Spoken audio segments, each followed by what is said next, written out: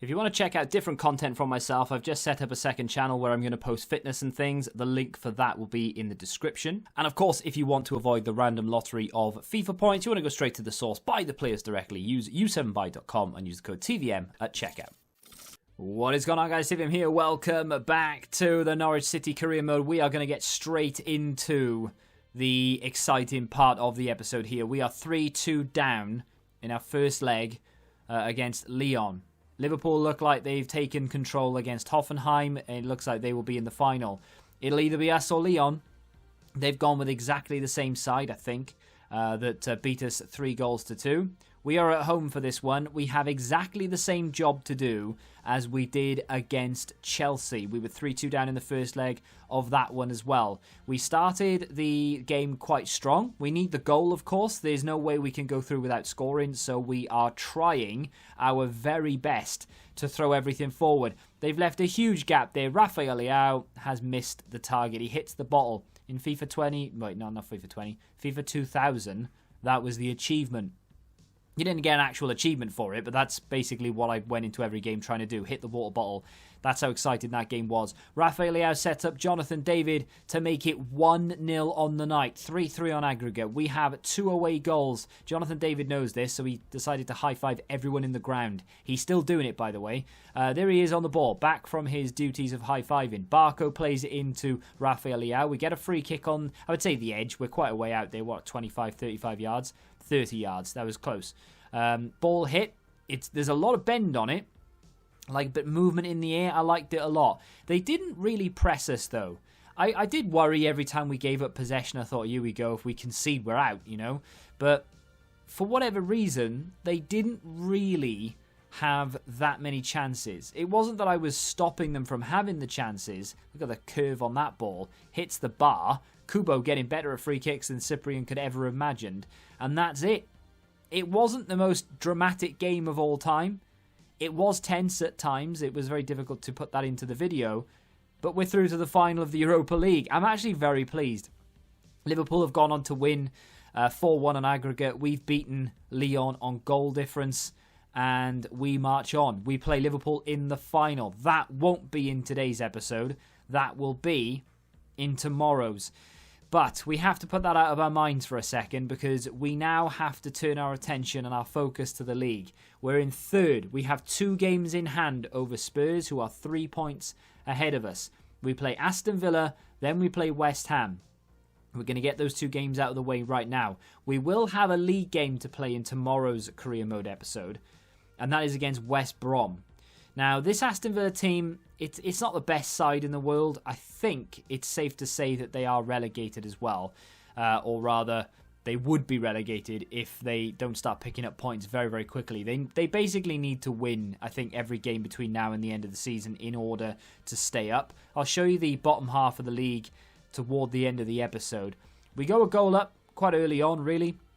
25 minutes in, Rafael Leao gets in there, manages to somehow lift that over the bar. Then Kubo turns quite nicely, brings the ball forward. Leao goes through the middle. He's in on goal. He's tripped. But Sarr doesn't care. He wants his second goal of the match. I think Kubo was a little bit annoyed there as well because he knows he can put them in from that distance. So Sarr has decided to take the initiative and just put the ball in the back of the net himself. Then, disaster.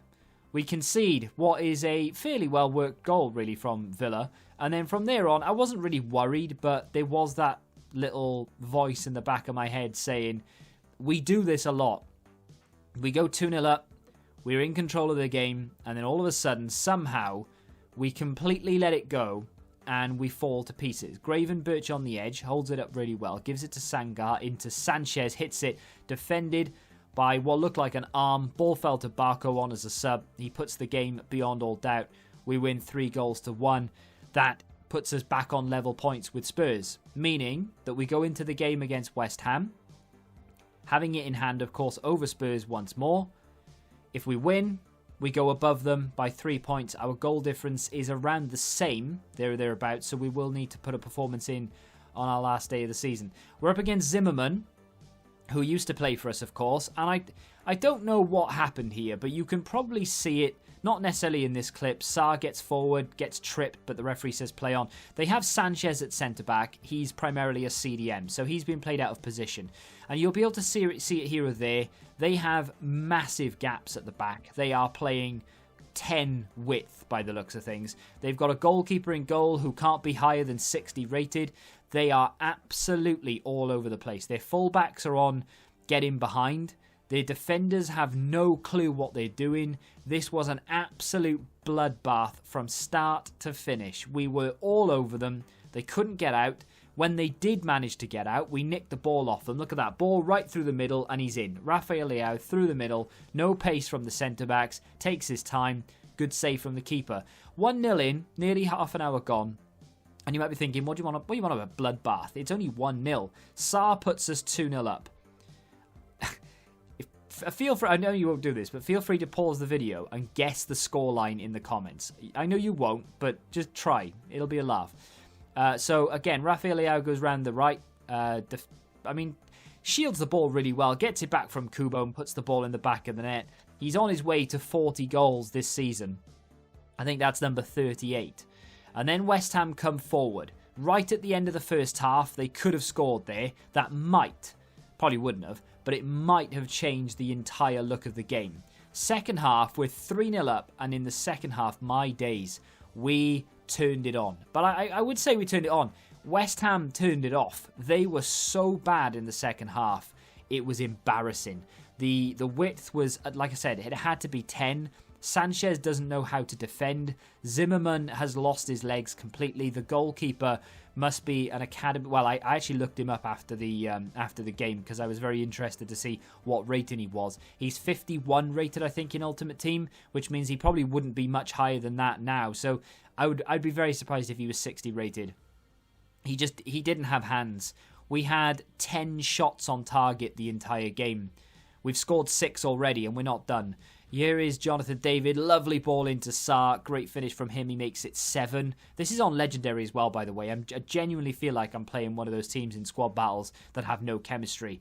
Here's Sanchez again. Just looking, just waiting. There's Fernandez. Jonathan David goes down under the challenge. I think it was a harsh decision, but penalties given, and Jonathan David puts it in. Goalkeeper doesn't even move. And there it is. 8 goals from 10 shots on target. West Ham were absolutely abysmal in that game. We were on fire, and that's what it does to the league table. Puts our goal difference 4 better than Spurs. So even if we do lose the next game and Spurs win, so long as they don't win more than 2-0 and we don't lose more than maybe 1-0, 2-0, we should still finish second. But if we can get a point in our final game, we will finish in second place. I'm very happy with that, given the fact that Manchester City have got 101 points with a game left. That's crazy stuff. Now, in terms of what the opposite end of the table looks like, it's all been decided. West Ham knew that they were safe. That's why I think they probably put out a bad team. Maybe they're in an FA Cup final, I'm not sure. Either way, Burnley, gone. Bournemouth are gone again, and Villa are also gone. Now, Villa could have saved themselves had they beaten us and then won their other game. Unfortunately, they weren't able to do that. West Brom are safe, so in the next game where we play West Brom, they're not really playing for anything other than maybe a position or two.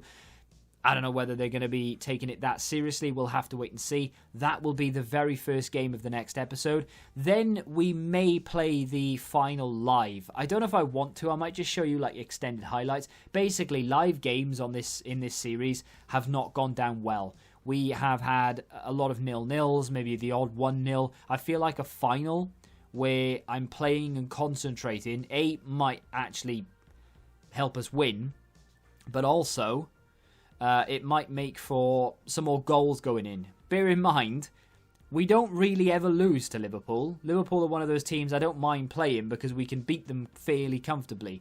But it is a much different Liverpool side than we're used to playing because they have an awful lot of changes. They don't press as much as they used to. So it might be a difficult game. We'll have to wait and see. If you have enjoyed this episode of Career Mode, do me a favour and hit that like button. Subscribe to the channel if you're new. And until the next time, goodbye. Football Index. The game changed.